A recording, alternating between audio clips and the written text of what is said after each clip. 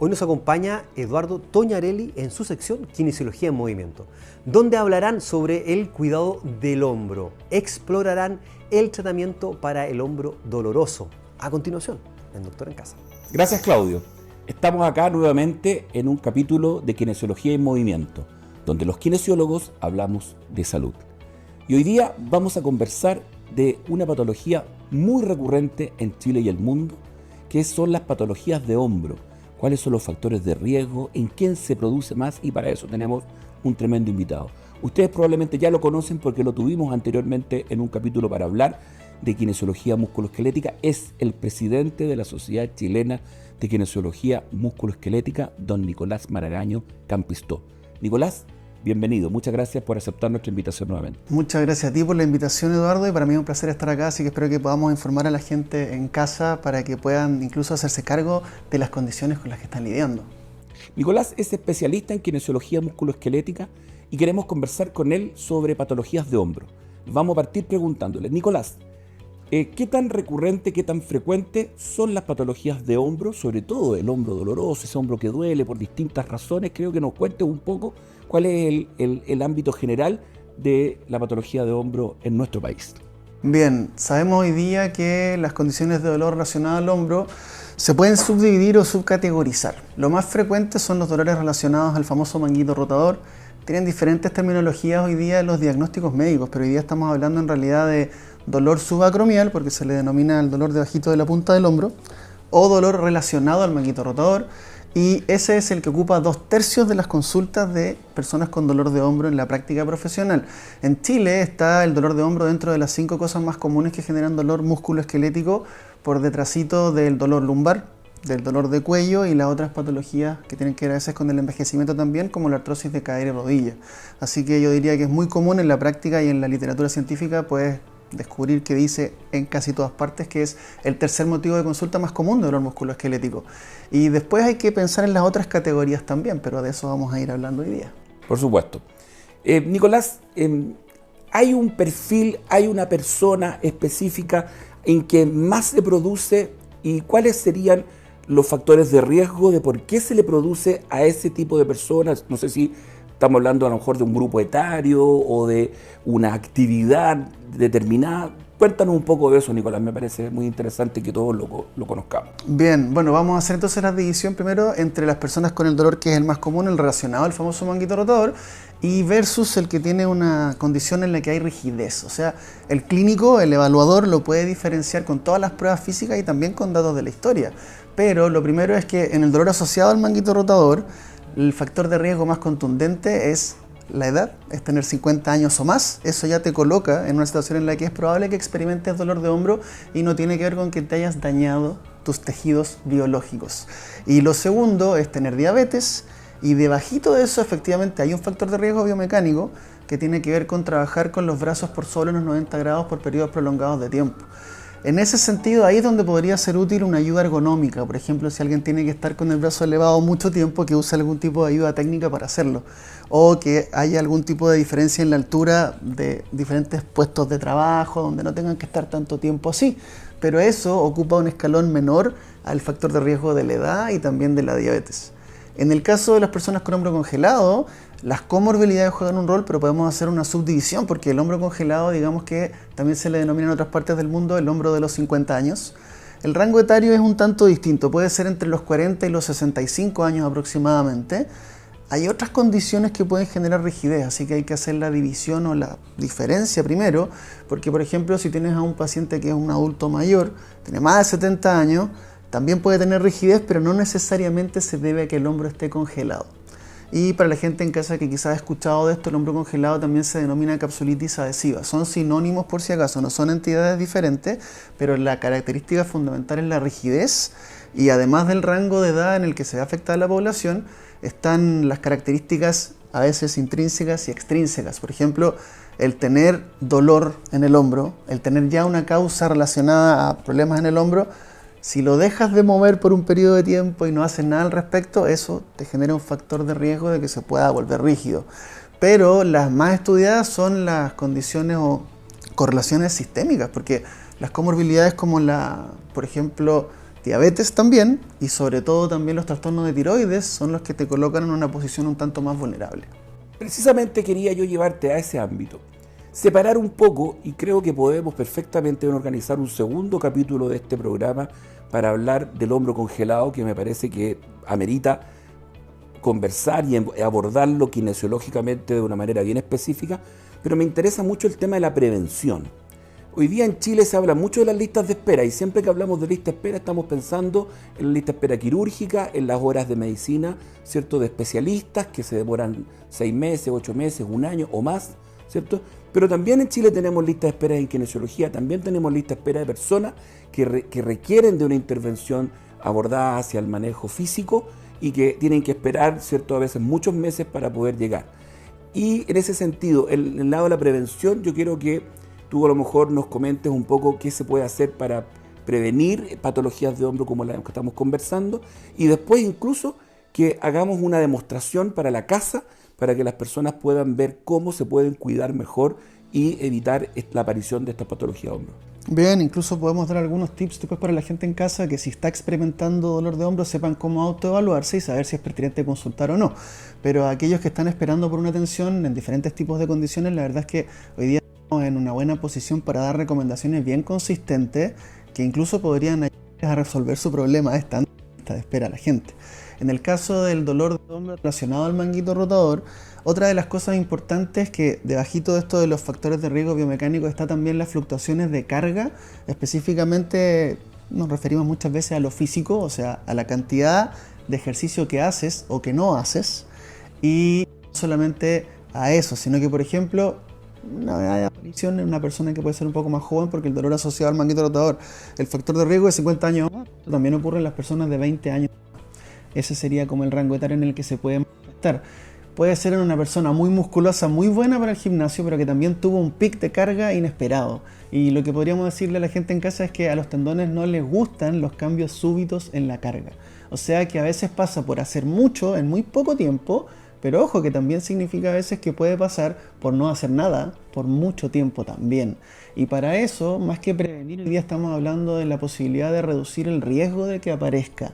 Hay cosas que no podemos controlar del todo, pero sí está la invitación de expertos a nivel mundial y de diferentes guías clínicas en las que nos dicen que deberíamos intervenir de forma global, regional y local. O sea que el paciente que tiene dolor de hombro no le vamos a hacer cosas solamente en el hombro. Es muy importante pensar en su estilo de vida, en cuáles son sus creencias relacionadas a por qué le duele, y en eso hay harto que podemos abordar. Así que como mínimo el mantenerse activo físicamente es un excelente consejo, porque por ejemplo en el dolor de hombro, cuando ya existe rigidez y está congelado, también hay estudios que vinculan la obesidad, el sedentarismo y el hábito de fumar a tener más riesgo de que se vuelva rígido el brazo. Y esas son cosas que deberíamos inspirar a la gente a cambiar. No depende de nosotros, pero podemos dar un empujoncito también. Súper, vamos a hacer una pequeña pausa entonces, y a la vuelta vamos a tener una sesión con Nicolás, ¿cierto?, que nos va a demostrar entonces cómo cuidar mejor nuestros hombros. Bien, ahora vamos a seguir con las demostraciones para una persona que tiene dolor de hombro relacionado al manguito rotador. Dijimos entonces que era importante considerar que se pueden mover, pero les duele. Hay lo que se conoce técnicamente como un arco doloroso. Es un trayecto del movimiento, generalmente de elevación o de apertura del bracito, en el que aparecen los síntomas, y ahora vamos a buscar una forma de pasar por debajo del radar. Que el brazo se mueva, pero por ejemplo anulando parcialmente la gravedad. Pon la manita izquierda aquí en la colchoneta nomás, Macarena, y quiero que nos muestres deslizando tu mano y usando incluso el tronco hacia adelante, cómo podría ser con el deslizamiento este mismo gesto, pero sin la influencia de la fuerza de gravedad. Esto muchas veces lo hacemos los kinesiólogos en la clínica con un balón suizo, con un pañito que pueda deslizar la gente, porque la idea es que esté en contacto para que solo se arrastre en la superficie. Y también lo podemos hacer ahora para otra posición u otro ángulo, el ángulo de abrir el brazo, en el que cambiaríamos un poquitito el tronco nomás. Ahora Macarena mira al frente y deslízate acá, incluso usando el tronco. Esto es útil en las primeras etapas de un tratamiento, cuando la gente está más sensible. Este no es un paciente con rigidez, este es un paciente al que queremos que el ejercicio le produzca un efecto analgésico, que se describe muchas veces como una, entre comillas, puesta en calor. Pero va más allá de lo que pasa en el brazo. El sistema nervioso está muy relacionado a esto. El sistema nervioso es el que produce la analgesia. ¿Bien? También vamos a ir con una dosificación en la que probablemente hacer 30 movimientos. Inicialmente buscaríamos este efecto de analgesia en los diferentes planos y después queremos hacer cosas más desafiantes. Los tendones necesitan carga, así que vamos a cambiar de posición. Bien, ahora vamos a hacer algunas demostraciones con el uso de una banda elástica, que es una herramienta muy asequible. Así que podríamos usar el anclaje en una muralla, en una reja, en un pilar, donde sea, pero quiero ilustrar algunas formas de hacer remo. Ahora yo voy a tener el soporte de la banda para hacer la demostración, pero quiero, Macarena, que tomes esto con tus dos manitos. Y esto es porque los tendones, como necesitan carga, el entrar en calor puede ya producir un efecto analgésico, no solamente una respuesta biológica, o sea, esto ya va a hacer que el tendón se vaya adaptando en el tiempo, pero para eso hay que usar más carga. Entonces, esto sería en etapa inicial, que la banda esté tirante para que el brazo ya esté un poquitito más elevado, pero eso lo hace la banda, no lo hace la persona, ¿ya? Y ahora jala hacia tu pecho, Macarena, de forma controlada. Uno siempre aconseja que el tiempo en tensión sea el mismo al jalar que al controlar la desaceleración, ¿ya? Para esto usamos habitualmente un número de repeticiones de entre 8 y 15, ojalá acercándote a un esfuerzo que se perciba como desafiante, y para eso es variable porque va a depender de la carga que estés usando. ¿Bien? Ahora te voy a pedir que hagas una posición de estocado, zancada, Macarena, bajito, para que de esta manera ilustremos cómo sería un jalón, pero ahora desde arriba. Entonces lo ideal sería contar con algún tipo de anclaje para que esto quede en altura. Y si se fijan, este es el movimiento concordante que a la persona generalmente le duele, pero aquí lo está haciendo la resistencia. Entonces aquí el ejercicio es un jalón de nuevo, jala los codos hacia ti y controla el retorno. Entonces esto nuevamente es metafóricamente pasar por debajito del radar. Involucra el movimiento que suele ser provocativo sin que lo sea. Bien, en etapas iniciales tratamos de hacer generalmente 2 a 3 series de 8 a 15 repeticiones, y esto ya podría ser una manera inicial de buscar ese efecto analgésico y al mismo tiempo dar un estímulo al hombro. Bien, uno de los movimientos provocativos tiende a hacer esta rotación, pero al hacerlo con una contracción sostenida, este ejercicio puede también generar un efecto analgésico. Ya sabemos que el ejercicio ayuda, no es estrictamente un solo ejercicio, o que sea, por ejemplo, solo el de contraer o el de estirar o en qué fase se hace. Tenemos que individualizar esto a la persona, entonces por eso esta recomendación es general inicialmente. Tienes que evaluar cómo te sientes. Y quiero que con las manitos así mantengas la banda tirante en todo momento, Macarena, y después vamos a hacer una elevación de los brazos. Esto ya es una contracción sostenida, entonces se mantiene la tensión del elástico y con los codos dobladitos empuja tanto como sea posible. Esto en la etapa inicial se recomienda con la muralla. O sea, aquí podría estar el apoyo de la muralla para tratar de aislar o anular un poco la fuerza de gravedad. Y la persona ahí se da cuenta muchas veces que esto le duele, pero deslizar los brazos en la pared no necesariamente. Y lo mismo pasa con esto. Esto ya es una prueba secundaria. Hacemos el movimiento que suele ser provocativo, pero no necesariamente es provocativo haciéndolo así. Esa sería una excelente alternativa para empezar a darle carga también a los rotadores externos. Y ahora vamos a usar estos juguetitos de acá, así que quiero que tomes esta mancuerna. Esta ya pesa 5 kilitos, Macarena. Apoya una manito aquí en el mesón, simplemente con tu pierna derecha más atrás nomás, para que haya espacio. Aquí el brazo ya está en flexión, pero está a favor de la gravedad. Entonces, si quieres, puedes inclinar un poquitito más el tronco. Quiero que hagas un jalón como si fuera un serrucho nomás, esto, llevando el codo arriba, y controlamos también entre 3 o 4 segunditos cada repetición, porque repito, nos importa el tiempo en tensión, que sea desafiante. Lo ideal es que si estás usando este margen de 8 a 15 repeticiones, si al hacer 8 repeticiones ya no puedes más, lo adaptamos así, va a depender del peso que tengas a disposición. Bien, esto no va a ser para todo el mundo exactamente igual, tratamos de individualizar cada una de estas cosas, pero por lo menos puedes pensar en que ya el hecho de hacer prensión y empezar a mover tu brazo sin duda alguna te puede ayudar. Bien, ahora para continuar, pensando en que la kinesiología siempre en términos de rehabilitación debería ser una sobrecarga, o sea que debería ser algo más exigente que lo que estás acostumbrado a hacer, y debería ser progresivo, no nos quedamos con los mismos ejercicios todo el tiempo. Para eso ya vamos a usar peso libre, y le voy a pedir a Macarena que tome las mancuernas acá, que son de 2,5 kilos para empezar. Con los codos recogidos vamos a hacer algunos tipos de empuje. Antes mostramos un jalón, que era el famoso serrucho. Ahora quiero que empujes la pesa por sobre la cabeza con los dos bracitos en paralelo y recoge los codos nuevamente.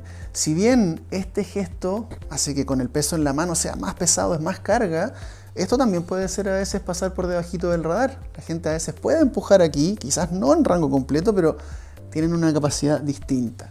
Y una cosa importantísima que quiero enfatizar es que si a ti te duele, lo que yo le digo a las personas en casa, primero hay que dejar muy en claro que el dolor no es sinónimo de daño. Y si está siendo muy incómodo el ejercicio, entonces tenemos que saber cómo puede variar.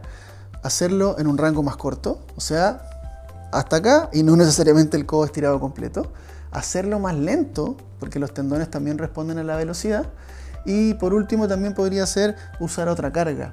Esto también corre para ser más difícil. Entonces, por ejemplo, si ya las mancuernas de 2 kilos no son suficientemente desafiantes, con una manito nomás, Macarena, toma esa y con el brazo acá, empuja sobre el nivel de la cabeza. Así que allá tenemos algunas ideas iniciales de cómo puedes empezar a ganar funcionamiento, pero evidentemente va a depender de cómo es tu comportamiento frente a los síntomas también. Nuestros pensamientos influyen mucho, lo que nos han dicho en diagnósticos médicos también, así que si tienes dudas o no estás respondiendo de forma positiva, no olvides consultar. Bueno, quiero darle gracias a Nicolás Maragaño, nuestro invitado del día de hoy, que vino a hablarnos y a demostrarnos cómo manejar el dolor de hombro. Y a Macarena, nuestra modelo, que hoy día nos acompañó en la demostración.